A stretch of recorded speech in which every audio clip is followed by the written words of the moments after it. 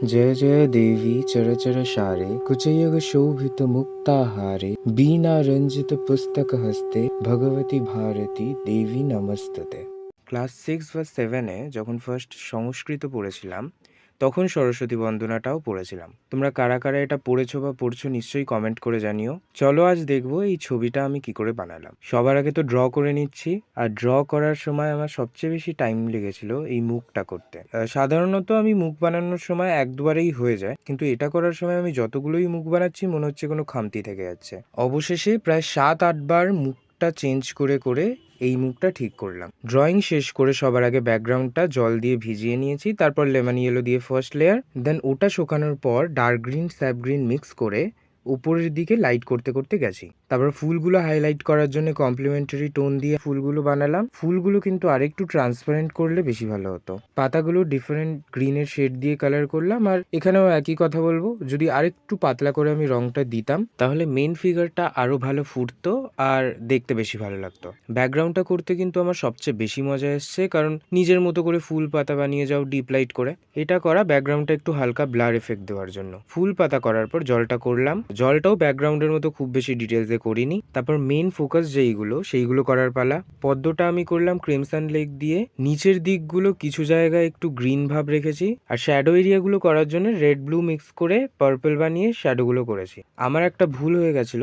মাঝখানের যেই পাপড়িটা আছে ওটা করার সময় রংটা আরেকটু পাতলা করে হতো, তাই ওটা শুকিয়ে যাওয়ার পর মিক্স হচ্ছিল না ভালোভাবে। এইগুলো করার পর এবার বাকি দেবী সরস্বতী আর হাঁসটা। উইনাটা দিয়ে আগে শুরু করলাম, ইয়েলো অকার দিয়ে কিছু জায়গা করলাম।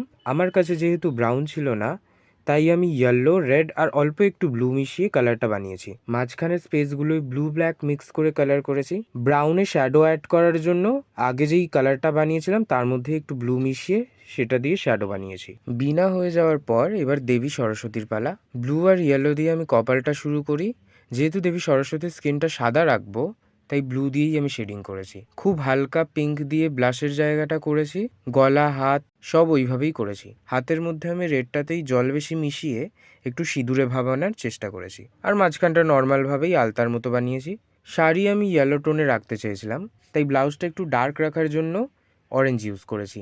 ধারগুলো অরেঞ্জ করে জল দিয়ে মিশিয়ে মাঝখানে লাইটটা দেখিয়েছি। রেড দিয়ে একটু ডিটেলস অ্যাড করেছি। তারপর ইয়েলো দিয়ে শুধু শাড়ির শ্যাডোগুলোই করেছি, পুরোটা ইয়েলো করিনি। একটা পা ভাঁজ হয়েছিল, তো ওটা দেখানোর জন্য আমি ইয়েলো আকারে ইউজ করেছি ইয়েলোর সাথে। তারপর শাড়ির বর্ডারগুলো আবার অরেঞ্জ দিয়ে করেছি।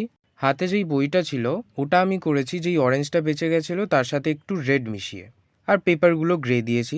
শাড়িটা শুকানোর পর তাতে বইয়ের কালারটা দিয়েই একটু ডিটেলস অ্যাড করে দিয়েছি। চুলে আমি ফার্স্ট লেয়ারে ব্রাউন দিয়েছি, আর শ্যাডোগুলো দেখানোর জন্য ব্রাউন আর ব্লু মিশিয়ে শ্যাডোগুলো করেছি। সেম কালার দিয়েই আমি চোখের মধ্যে আর একটু ডিটেলস অ্যাড করে দিয়েছিলাম।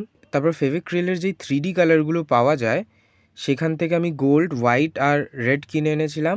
গয়নাগুলো আমি গোল্ডেন কালার ইউজ করে করি, তার সাথে হোয়াইট দিয়ে বিনার পাশে একটা বর্ডার মতো আছে সেটা করে দিয়েছিলাম। রেড দিয়ে আমি যেই স্টোনের জায়গাগুলো ছিল ওইগুলো করেছি, রেডের বেশি কাজ ছিল না। বিনার তারগুলো করার জন্য লাস্টে হোয়াইট কালার পেন্সিল দিয়ে লাইন টেনে দিয়েছি। ফাইনালি হাঁসটা করার সময় ইয়েলো আকার দিয়ে শ্যাডোগুলো করেছি।